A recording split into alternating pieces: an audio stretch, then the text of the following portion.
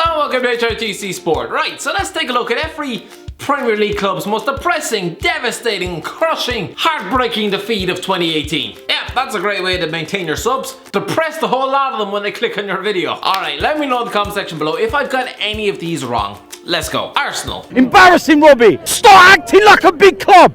Start acting like one, because we're acting like a fucking small club. Damn right. This club is destroying me. I don't care, any single one of you that wants to sit here and go, overreacting. Overreacting? Go fuck yourself. Bit harsh. But you know what? All of you that want to criticise me, because of what? Because I want to win! Jesus, that was scary. Well, as scary as you can be when you're a grown man wearing mittens. That was after the EFL Cup final back in February, when Arsenal got smashed 3-0 by Man City. About 1 week after Hector Bellerin told everyone to shut up and stop complaining, we're trying our best. That man abuses his phone more often than the News of the World journalist. Can I say that? I'm so bad. I remember when this trophy was about as prestigious as something you'd win out of a fucking Happy Meal. In 2004, Arsene Wenger sent out Graham Stack, David Bentley, Quincy Owusu-Abbey, and Martin Keown fighting off the perils of rigor mortis. Like, why are Arsenal fans getting so wound up about this competition? I'm guessing back in 2004, they reacted to this competition in the same way I did to Kim Kardashian's latest lip filler, i.e. could not give a shit. Brighton. Okay, honestly, Brighton haven't had much to complain about this year. The only teams they've lost to in the league this season are Man City, Spurs, Liverpool and Watford. And they stayed up last year, so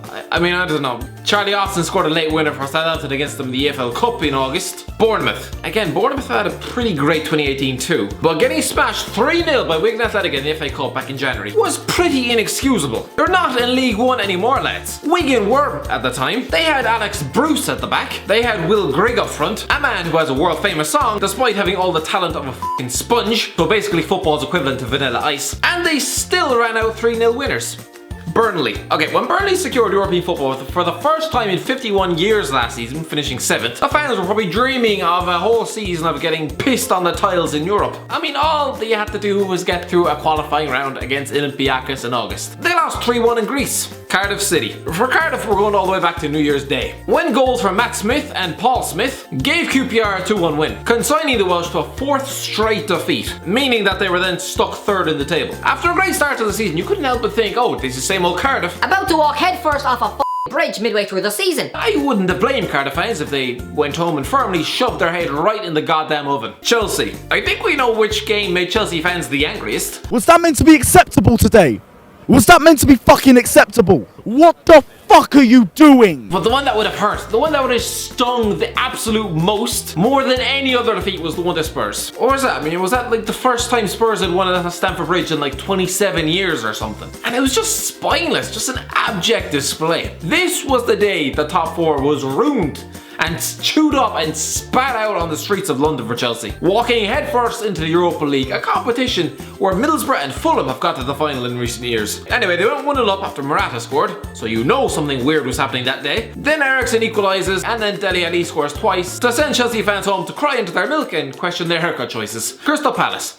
If you're 2-0 up, you shouldn't really lose the game now, should you? It was at the start of March and Crystal Palace had won in 5 games. They were sort of slipping back into relegation problems. And then they went 2-0 up against Man United. Goals from Andros Townsend and Patrick Van Aanholt. And then somehow they just let it slip. Goals from Chris Smalling, Romelu Lukaku, and then a last minute howitzer from Nemanja Matic, of all people. Basically just pissed all over the Palace fans' cornflakes. Everton. If you're an Everton fan, I'm pretty sure you hate the Merseyside derby. I mean, why would you enjoy it? Seriously. You're just subjecting yourself to punishment at this stage. Attending those games must be about as much fun as drinking a pint of bleach or going to bed with Susan Boyle. Either way, you're gonna regret it in the morning. They haven't won a derby since 2010, and even that was when Liverpool had Roy Hodgson in charge. So does that even count? Before that, it was 2009 when ITV forgot to show Dan Gosling's match winner. 5 wins in the last 20 years. That is incredible. So I guess January probably wasn't too heartbreaking then. More expected. When they got turfed out of the FA Cup, losing 2-1 at Anfield. But for all the Everton fans who spent the week laughing at their neighbours for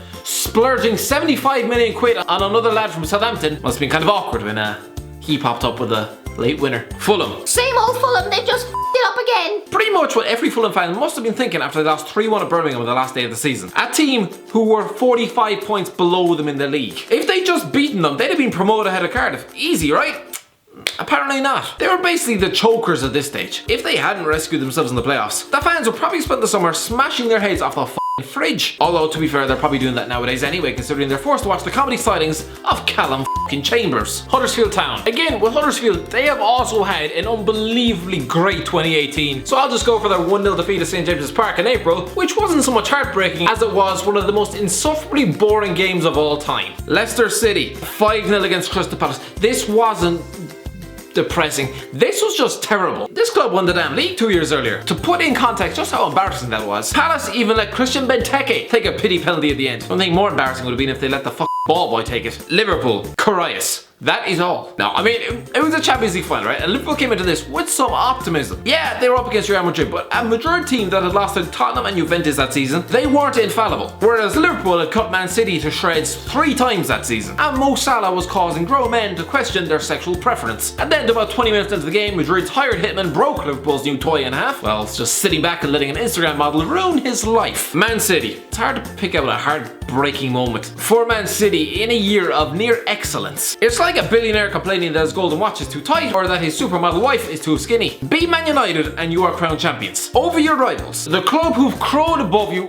denigrated you for years, called you the noisy neighbours, everything. I mean, it couldn't be, it literally set up perfectly. 2-0 up at halftime. They hadn't lost at the Etihad all year, and then they do. Paul Pogba scores twice, Chris Smalling scores the winner. Still don't know how they lost that game. And for City fans, it was pretty damn depressing. I mean, they went and won the title at Tottenham the next week, but big deal who hasn't, apart from obviously Tottenham.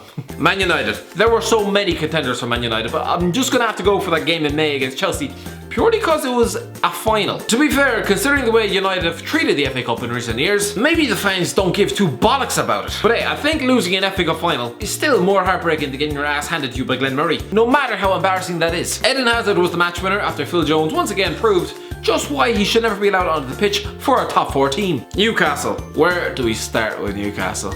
Well, take your pick really. I'll go with the recent trip to Old Trafford. Forget the fact that Newcastle hadn't won there in 5 years. Forget the fact they'd only won once there since 1972. This wasn't about that. This was just about putting some damn points on the board. 2-0 up after 10 minutes. 2-0 up with 20 minutes left and Man United's confidence stuck in the sewers of Manchester.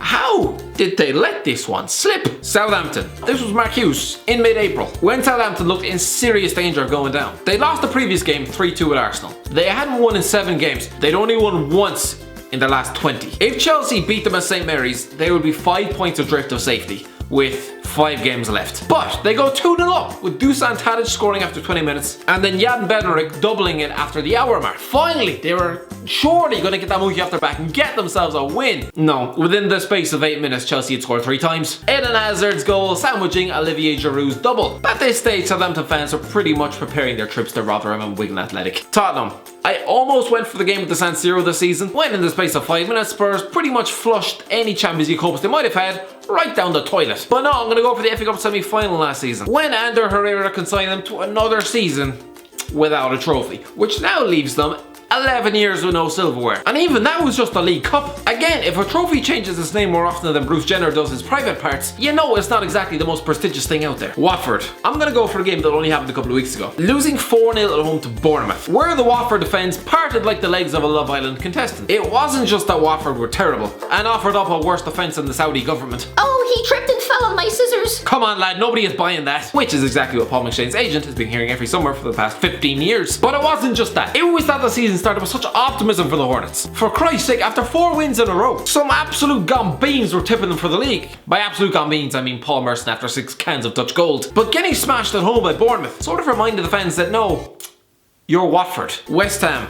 I'm sat there at 3-0 down and there's tears in my eyes. We're at home to fucking Burnley. It feels like someone I love's dead. Someone I love is dead. I'm traumatised right now, Nicky. To be fair, I can understand his frustrations. Getting smashed off Burnley at home is pretty embarrassing in itself, and not exactly befitting of a club with Champions League aspirations. So you have people rolling onto the pitch with corner flags, getting rugby tackled by Mark Noble. I mean, it was just an absolute disaster. Wolves, a bit like Man City, you can't really complain about the year you've had. Alright, I don't want to hear it. Oh, we haven't signed enough Portuguese players. Yeah, you've only signed about 12. I'll go for that game up in Villa Park. Back in March when they got smashed 4-1. Heaviest defeat of the year, but they just didn't turn up. But was it heartbreaking? No, not really. It just sort of reminded everyone that, you know, once they got promoted, John Ruddy should be stuffed in a box and kicked into the f***ing Irish Sea. And without just my opinion, I don't know, obviously I'm not a fan of all these 20 clubs, so just my opinion as an outsider, but let me know. from the actual fans of these respective teams.